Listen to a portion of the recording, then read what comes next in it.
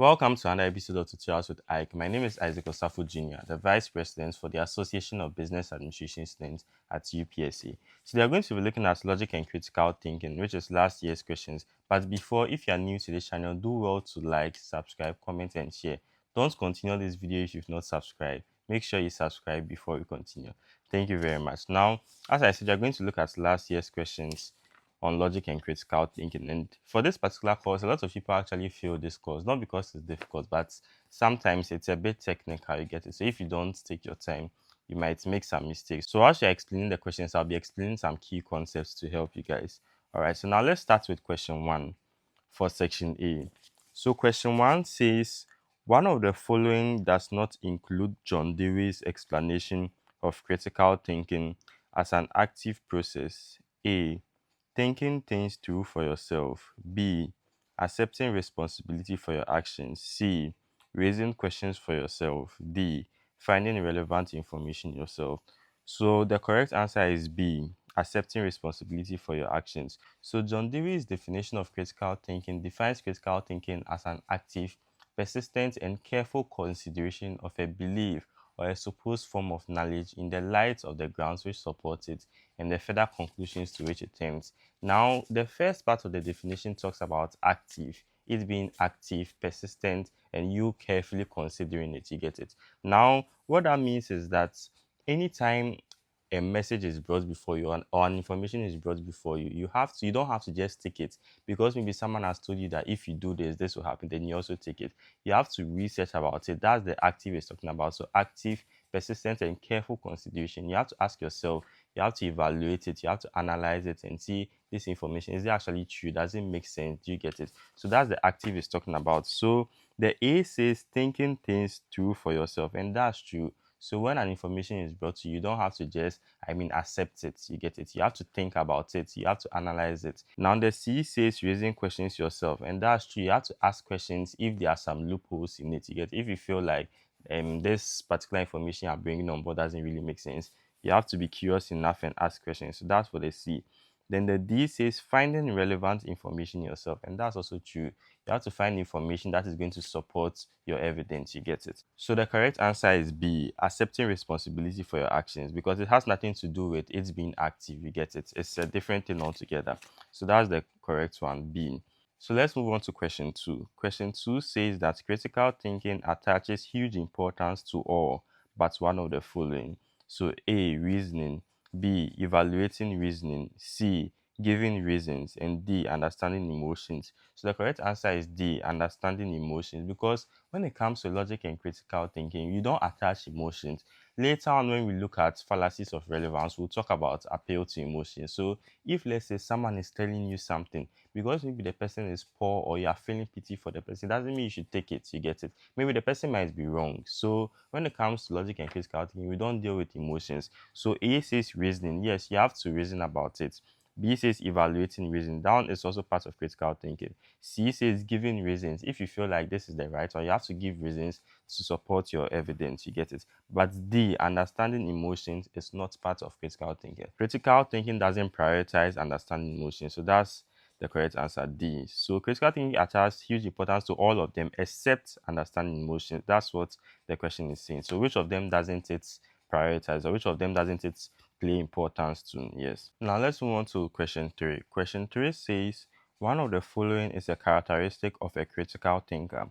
A, being fair-minded in appraising facts. B, being prejudicial about beliefs or supposed form of knowledge. C, being egocentric. D, being sociocentric. So the answer is A, being fair-minded in appraising facts. If you're a critical thinker, you have to be fair.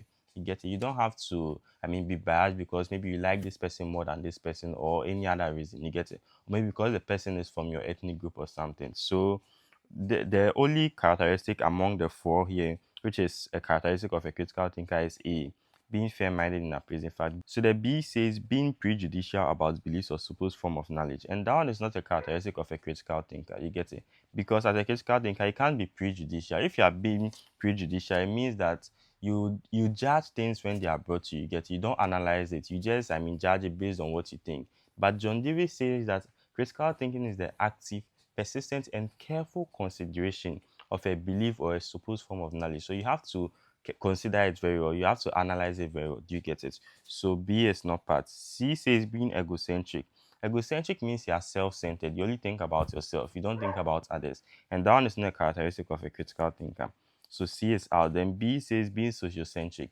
Sociocentric means that you prioritize your social group or your ethnic group over that of others. And it's also not a characteristic of a critical thinker. So the answer remains A, being fair-minded in appraising facts. All right, let's move on to number 4. Number 4 says the study of the methods, techniques, and skills requisite to distinguish between a correct reasoning from an incorrect reasoning is called A. Logic as sound reasoning, B. Logic as a disciple, C. Logic as a discipline, D. Critical thinking. So the answer is C. Logic as a discipline. Now, when you see the study, then know it's talking about discipline. Logic as sound reasoning is different from it being a discipline. Logic as sound reasoning means that you should just apply it to your daily life. You get it? I mean, there are some things that are logic. You get it? So that's like the practical aspect of it. B, logic as a disciple. That one is obviously not part. It's a typing mistake, probably. C says logic as a discipline. Logic as a discipline is the study of it. So the one that you are doing in class, you studying it. That's what the question is asking for. So the answer is C. Then D, critical thinking. Critical thinking is not a study, you get it? It's something that is practical. And the question says the study of the method. So just know when you hear study, just know that it's talking about logic as a discipline. All right, now let's move on to question 5. Question 5 says one of the following is not a core critical thinking skills as defined by Thomas and Locke into bracket 2015. A, evaluation. B, analysis. C, self-regulation. D, examination. So the correct answer is examination, which is D. Examination is not part of the critical thinking skills. For the critical thinking skills, we have analysis, we have interpretation, we have explanation, we have synthesis, we have self-regulation and all that, but examination is not part. So examination is out of it. Now let's move on to question 6. Question 6 says that dash involves the breaking down of information into parts to understand the parts better. So A is analysis, B synthesis, C explanation, D interpretation. So the answer is analysis. Now when someone says you should analyze something, it means you should break it down into smaller parts. Probably it's too difficult for the person to comprehend. So that's what analysis is about, breaking down things into smaller units so that people can understand it better. So that's for number 6. Yes. So the answer is A, analysis. Now let's move on to question 7. Question 7 says, dash are the ideas, notions, terms, principles, or hypotheses we use to make sense of the things around us. A, information. B, concept. C, point of view. D, assumptions. So the correct answer is B, concept. Now, when you say concept, there are things that we use to make sense of things around us. You get it? So that's B, concept. Now let's move on to number 8. Number 8 says, dash involves pondering, wondering, and asking questions beyond the content of what you have studied. A, intellectual curiosity. B, intellectual humility. C, intellectual empathy. D, intellectual autonomy. Now, the correct answer is A, intellectual curiosity. Now, when you say intellectual curiosity, it means you're always wondering, why didn't they do it like this? Why are you doing it like this? You're always curious about something. So that's intellectual curiosity, which is A. All right, now let's move on to number 9. Number 9 says one of the following is an impediment to critical thinking. A, intellectual courage. B, intellectual perseverance. C, faith in reason. D, undue reliance on media. So which of them is an impediment to critical thinking? When you say impediment, it means a barrier. You get it, something that will prevent you from thinking critically. So the correct answer is D, undue reliance on media. Undue reliance on media means that when you see it on the media, you just rely on it. You don't do your background research and all that, and that can prevent critical thinking. You get it? So that's the undue reliance on media. That's the correct answer. Now let's move on to number 10.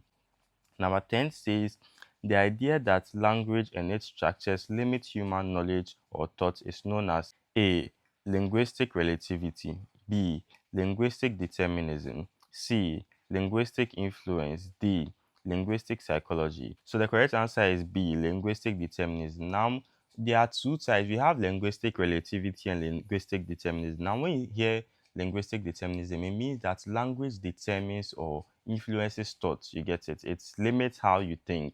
You get it? So the language in which you speak or the language in which you communicate can limit how you think. But for A, linguistic relativity, it means that language can play a role in how you think, but doesn't limit it or doesn't determine it. So the correct answer is B, because the question says that the idea that language and its structures limits human knowledge, you get it, or thought. So when you hear limit or determine, then know that it is B, linguistic determinism. Now let's move on to question 11. Question 11 says the function of language that allows us to solidarize with family and friends and maintain social relationship is known as A, performative function, B, phatic function, C, communicative function, D, aesthetic function. So the correct answer is B, phatic function. Now, phatic function means that language can help you in social relationship. You get it, such as greetings and all that. So A says performative function. Now, performative function is like someone giving you an order. You get it. So you can order someone to do something as part of language. C says communicative function. So you communicating with someone, maybe about a business or any other thing. So that's for C. Then D is aesthetic function. Those are things like poetry and all that. You get it. But then B, which is the phatic function, talks about greetings, mostly greetings or social relationships. So if you hear greetings or social relationships, something that is going to make you come together or anything like that is the phatic function. So that's the B. All right, now let's move on to question 12. Question 12 says, in definition, what we define are actually the A, objects, B, concepts, C, symbols, D, definitions. So the correct answer is C, symbols. Now, whatever you are defining is called symbols. Don't forget. So if it's a chair that you want to define, the chair or the physical chair you are seeing is the symbol. You get it. So that's the correct answer. What we define are actually the symbols, which is C. Now let's move on to question 13. Question 13 says intellectual autonomy requires one of the following except A, being responsible for one's opinions, values, and inferences. B, having control over one's thought processes. C, accepting the opinions of others wholeheartedly. D, having command over your thought process. So the correct answer is C, accepting the opinions of others wholeheartedly. Now, intellectual autonomy means you being able to think for yourself without relying on any other person. So you being intelligent enough to think for yourself, you get it. So now the question is saying that intellectual autonomy requires all of them, or all of them talk about intellectual autonomy except one of them. So A is being responsible for one's opinions, values, and influences. And that one is part of intellectual autonomy, because if you are going to think for yourself, it means you are going to be responsible for your own opinions, your values. You are going to be a man of your word. So if you say something, you have to defend it to get it. So that's A. Then B says having control over one's thought process. If you are going to think for yourself, it means you are going to have control over your thoughts. You get it? You are independent. So that's also part of intellectual autonomy. Then D says having command over your thought process is also part of intellectual autonomy. So the only one which is not part of intellectual autonomy, which is the same as thinking for yourself, is C, accepting the opinions of others wholeheartedly. I mean, if you are going to accept people's opinion, when someone says something, then you just believe it, then you're not thinking for yourself, you get it. So that one is the odd one now. So the correct answer is C. Now let's move on to question 14. Question 14 says, what type of dispute arises when a key term in the disputant's formulation of their belief is ambiguous, or when a phrase or word that is central in the dispute has different senses that may be equally legitimate but ought not to be confused? A, obviously genuine dispute. B, merely verbal dispute. C, apparently verbal but merely genuine dispute. And D, ambiguity. So the correct answer is B, merely verbal dispute. Now let's move on to question 15. Question 15 says, dash are what we presume without having evidence to back them up. A, assumptions. B, interpretation. C, accuracy. D, concepts. This one is quite self-explanatory. This is assumptions. If you're assuming something, it means you don't have any evidence. You're just doing it for fun. You get it? So that's assumptions. A. Now let's go to question 16. Question 16 says a fallacy committed due to a structural defect of an argument is known as A, informal fallacy, B, fallacies of relevance, C, formal fallacy, D, errors in reasoning. So a fallacy committed due to a structural defect is known as C, formal fallacy. Now later on we'll look at fallacies properly. But when we say formal fallacy, it means there's a mistake in the structure. You get it? Not really the meaning of what it is, but the structure or how it is structured. But informal fallacy, there's a mistake in the meaning. You get it? So that's the difference. Now let's move on to question 17. Question 17 says a statement is a declarative sentence that has a truth value, B value truth, C false value, D value false. The answer is A truth value. A statement, if it has a truth value, if a statement has a truth value, it means it's either true or false. And every statement has to have a truth value. If someone tells you a statement, you should be able to say this statement is true, this statement is false. If you are unable to say it, it means the statement is probably ambiguous, so you don't consider it as a statement. Every statement has a truth value. You get it? All right, so that's A. Yeah. Now let's move on to question 18. Question 18 says one of the following is not a requirement of a good definition. A. It must neither be too broad nor too narrow. B. It must be secular. C. It must state the essential attribute of the species. D. Ambiguous and obscure language must not be used in a definition. Now, the correct answer is B. It must be secular. So the question is saying which of them is not a requirement of a good definition? And the answer is B. It must be secular. Now, when you say a definition is secular, it means you are trying to define something, but you use the same word in it. You get it? So I want to define chair, then I'm saying chair in the definition. You don't do that because you already don't understand it, and you're now including the word itself again in the definition. We don't do that in logic and critical thinking. So that's which one? Yes, B. It must be secular. So a definition should not be secular. You don't have to repeat the same word in the definition. You get it? All right. Now let's move on to 19. Question 19. So question 19 says dash is the system for encoding and decoding information peculiar to man. A. Thoughts. B. Language. C. Language. D. Linguistic relativity. So the system for encoding and decoding information is the same as language. You get it? That's the definition of language. So this one is also self-explanation. So let's move on to question 20. Question 20 says critical thinking is reasonable, reflective thinking that is focused on deciding what to believe or do can be attributed to A. Norris and Ennis, B. Edward Glaser, C. John Dewey, D. Jacob Anderson. Now the correct answer is A. Norris and Ennis. So this one is also in the slides, you get it. So this is what they defined critical thinking as, or this was their perspective of critical thinking.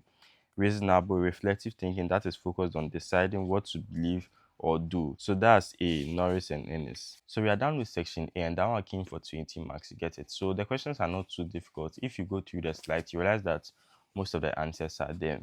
All right, so we also have section B, C, D, and E. So we are going to continue with section B, and for section B, C, D, and E, they carry more marks than even section A. So we are going to go through them as well.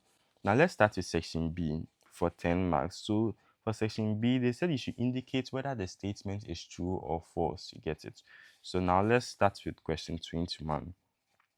Every argument in logic must have only one conclusion. Every argument in logic must have only one conclusion. So you that are watching this video, I want you to tell me the answer. Is it true or false? Now, this is true. Every argument has to have only one conclusion. I mean, you can derive a lot of things from it, but it has to have one central conclusion. If the conclusions are too many, it means it's a bit ambiguous, you get it? So it has to have one conclusion. So the answer is true. Now, let's move on to question 22. Still determining if it's true or false. So question 22 says that stipulative definitions are found in dictionaries, and this is false. Now, when we say a stipulative definition, it means a definition that you are using because of the context you find yourself. So as I'm explaining something here, I can say, oh, maybe for the purpose of this, I'm going to define logic as. It doesn't mean that is the actual definition of logic. I just want to explain it in a way that you would understand. You get it? I just want to use it for the context we find ourselves in. But you won't see that definition in the dictionary. Why? Because it's my own definition. You get it? So that's what we mean by stipulative definitions, and they are not found in the dictionary. So it is false. Now let's move on to question 23. Question 23 says, persuasive definition is put forward to influence attitudes or stir emotions. So the correct answer is true. Now, anytime you hear persuasion, it means the person is trying to convince you or influence your emotions. You get it? So the correct answer is true. All right, so now let's move on to question 24. Question 24 says, here lies the central difference between lexical and stipulative definitions. truth or falsity may be applied to the former, but not the latter. So the question says, here lies the essential difference between lexical and stipulative definition. So what they're about to tell you is a difference, you get it? And they're asking you this difference that they are giving, is it true or false? So truth or falsity may be applied to the former, but not the latter. The former means the first one they spoke about. So the first one they said was lexical, and the second one they said was stipulative definition. So between lexical and stipulative definition, truth or falsity may be applied to the former. So they are saying that truth or falsity may be applied to lexical, and that is true, because if lexical definitions are supposed to be in the dictionary, get it? They are supposed to be actual definitions, like that's in the dictionary. So if I say logic is defined as this and I don't add the context or something, it means that's the actual definition of it. And if it's not in the dictionary or it's not the generally accepted definition, then it means it's false. You get it? So it's either true or false. That's what the question is trying to say. So for lexical definitions, you can tell if there's a truth value or it's false. You get it? If it's true or false. But for the second one, which is stipulative definitions, it doesn't have true or false. You get it? Because it's based on context. You get it? So for stipulative definition, I can just say, oh, I'm going to define chair as this. It doesn't mean that's the actual definition. So there's no true or false value. It's based on me, my own sentiment. You get it? So that's what the question is trying to say. So the answer is true. Now let's move on to question 25. Question 25 says, in constructing precising definition, we are not free to assign to the definiendum any meaning we please. So the correct answer is true. Now when you say precising definition or precise definition, it means you are going straight to the point. You get it? You are going to give the actual definition. You're not going to beat about the bush or anything. So yes, you are not free to assign any meaning to the definiendum. Now when you say definiendum, it means what you're actually talking about. You get it? So if I'm defining, let's say, a chair or something, the chair is the definiendum. You get what you are defining. You get it? So yes, so we are not free to assign any meaning to it when it comes to precise, because for precise, you are going straight to the point. You get it? So the correct answer is true. Now let's go to question 26. Question 26 says, all valid arguments are sound. Now people have a problem with this part, so I'm going to take my time a little. So all valid arguments are sound. Now, when we say a valid argument, it means that the premise and the conclusion follows each other. So the conclusion can be derived from the premise. Now, an example of a valid argument is that maybe all UPSC boys are fair. Isaac is a UPSC boy, therefore Isaac is fair. Now that one is valid, but it is not sound, even though it is valid. So why is it valid? It is valid because since we said that all UPSC boys are fair and I'm also a student of UPSC, then we can say that then therefore I am fair. But it's not true that all UPSC boys are fair. You get it? So even though it is valid, it is not sound. So if the whatever you're talking about is not true, but it follows the structure, it means it is valid, but it is not sound. So assuming all UPSC students were actually fair, then we can say that since I'm a student of UPSC, then I'm fair. But here lies the case that not all UPSC students are fair. You get it? So even though it makes sense in terms of the structure, but then it is not true. So if it's not true, then we say it's unsound. You get it? It becomes sound when it is actually true. You get it? So it says all valid arguments are sound. So it can be valid. So for this example like this, it is valid. You get it? But it is not true. So since it's not true, then it's not sound. You get it? So it's valid but unsound. So the answer is false. Not all valid arguments are sound. If it's valid but it is not true, then it is unsound. So the answer is false. Now let's move on to question 27. Question 27 says all unsound arguments are valid. Now when we say unsound argument, it means it's either not true or not valid. Get it? So if it is not true, then we say it is unsound. If it is not valid, we also say it's unsound. You get it? The same way we said sound means that it is true and it is valid. So unsound is not true and not valid. So if you say all unsound arguments are valid, then it is false. Because if the argument is invalid, then it's also considered as unsound. You get it? So it is false. So the answer is false. Now let's go to question 28. Question 28 says all invalid arguments are unsound. So the answer is true. If the argument is invalid, it means the conclusion cannot be derived from the premise. So let me give you an example of an invalid argument. Now, all UPSC students are fair. Isaac is a student of Legon, therefore Isaac is fair. Because it doesn't really make sense, because you can't say that all UPSC students are fair, and I'm not a student of UPSC, but I'm a student of Legon, therefore I'm fair. It doesn't make sense. So that one like this is invalid.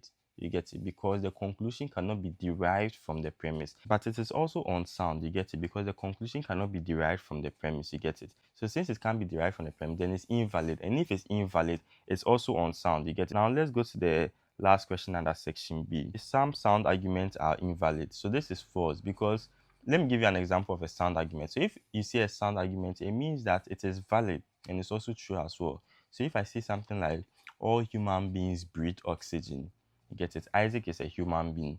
Therefore, Isaac breathes in oxygen. So this sound like this, it is valid and it's also true because indeed all human beings breathe oxygen. And since you are saying I'm a human being, therefore I should breathe oxygen, you get it? So even though it's valid, it's also true. So when it is valid and it's true, then it means it's sound, you get it? So you can't say some sound arguments are invalid because once it is sound, it means that it has passed through the valid process, you get it? So it can't be invalid. So the answer is false. All right, so we are done with section B, and this one came for 10 marks, and it can sometimes be a little confusing, especially with the argument. So if you don't take your time, you might make a mistake, you get it? So please, this part, please take your time when you're answering it. All right, now let's move on to question C, which is also for 10 marks. So for here, we are asked to indicate which set of proposition is argumentative and which is non-argumentative. All right.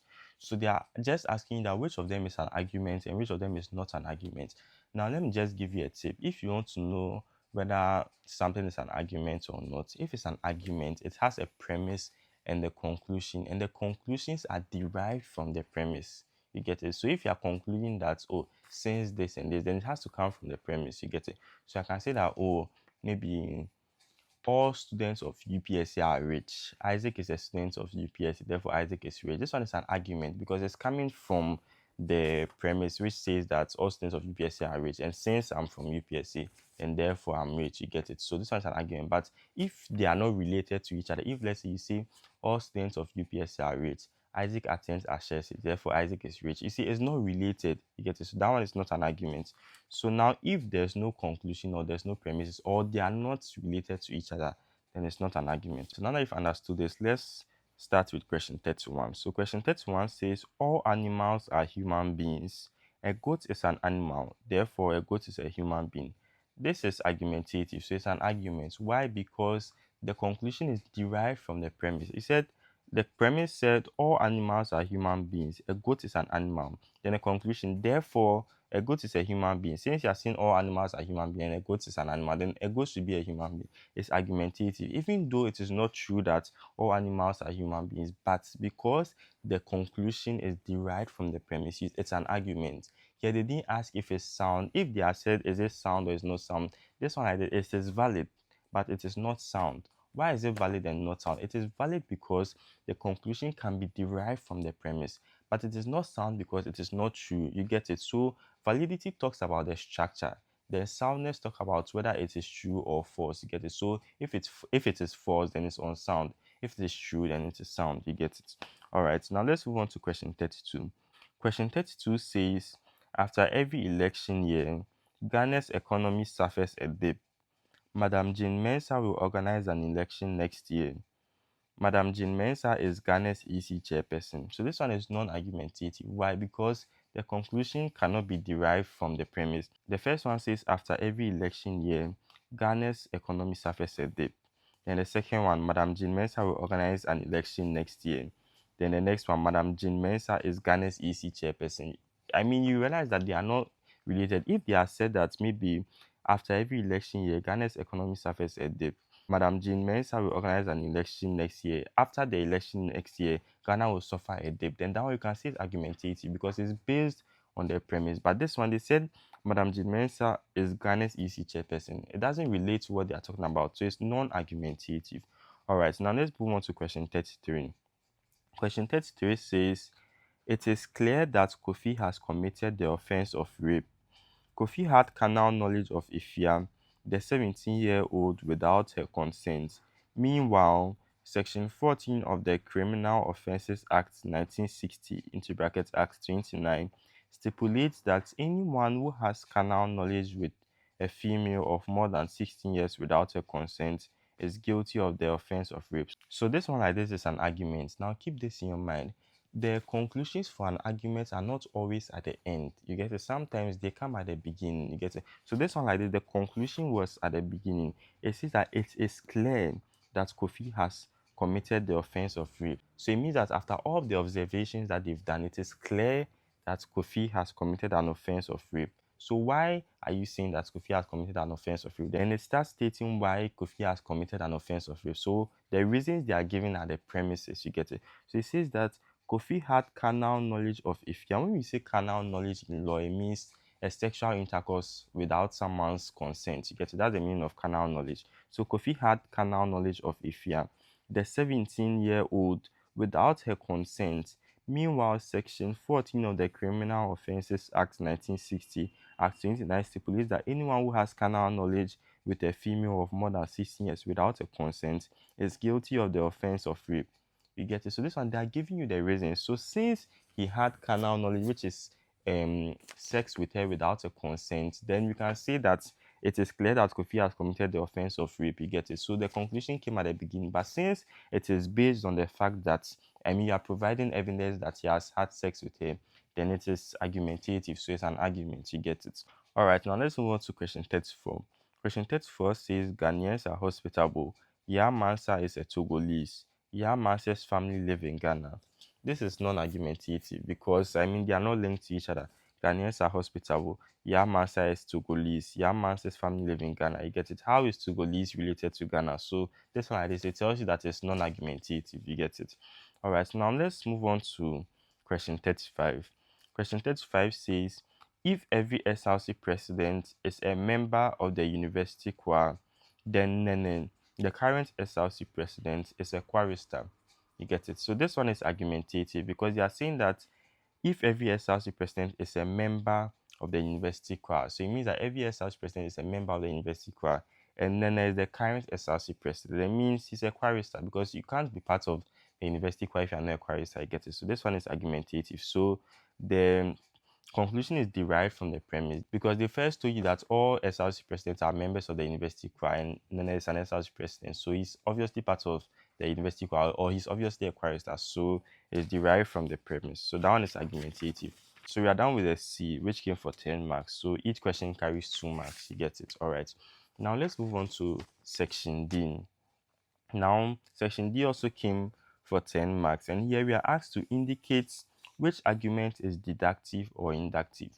Now, let me explain what's deductive and inductive arguments. Now, when we say an argument is deductive, it means you are sure of whatever you are saying. You get it? You are actually sure. You have 100% evidence about it. But for inductive, you are presuming. So it's based on probability.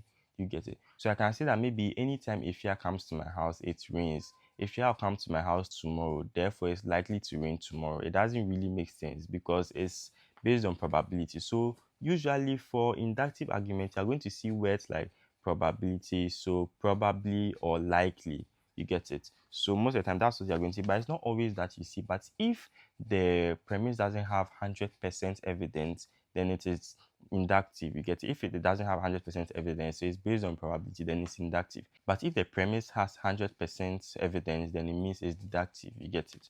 All right. So having understood that, let's move on to question 36. So question 36 says, most lawyers have acquired their LLM.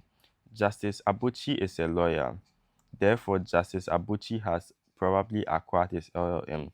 So this one is inductive, you get it? Because they said most lawyers, you get it? So it means they are just looking at what has happened in the past. They are just trying to predict. Most lawyers have acquired the LLM.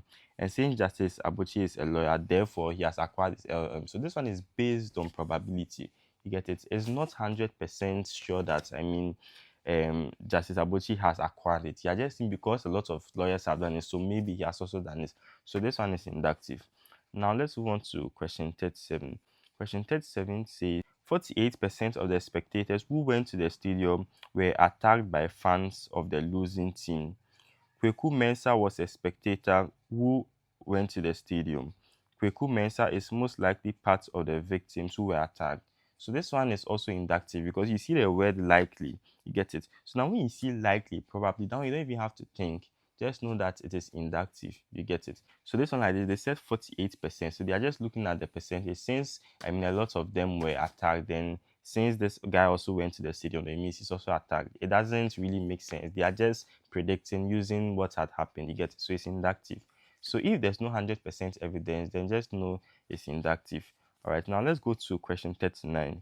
Question 39 says, violent crimes have been on the rise for the past 2 decades. The number of violent movies has also increased during this period. Therefore, the cause of the increase in violent crime is the increase in the number of violent movies. So this is also inductive because they are also trying to use what has happened to determine it. So they are saying that violent crimes have been on the rise, and since violence, a lot of people have been watching violent movies. It means that because they watch the violent movies, that's why violence has been on the rise. And you can't see that because there may be other factors. You get, maybe someone is violent because maybe it's from his family or something. So you can't just say that since violent movies has also increased during this period, and it means that's why violence has increased in the country. Maybe the people that are even watching the violent movies are not even the one causing the harm. You get it? So this one like this is inductive. Now let's move on to question 40, which is the last question for section D. So it says that all the players who qualified Ghana to the World Cup in Qatar will be part of the team. Felix Jan aided Ghana's qualification to Qatar. Therefore, Felix Jan will be part of the team that will be at the World Cup in Qatar. So this one is deductive, you get it? Because they are saying all.